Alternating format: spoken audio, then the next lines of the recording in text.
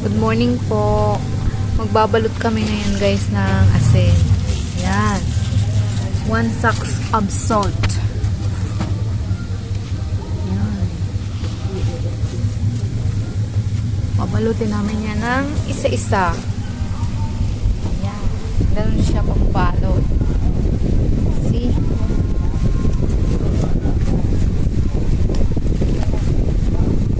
Apat pa lang po yung nababalot. Ganyan. Ganyan na yung finished product. Yun. Wow.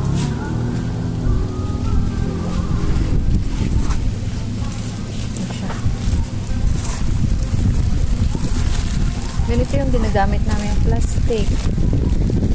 Number 2.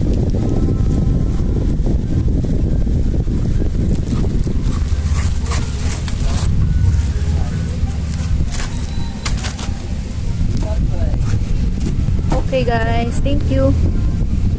Papakita ko na lang sa inyo mamaya pag finish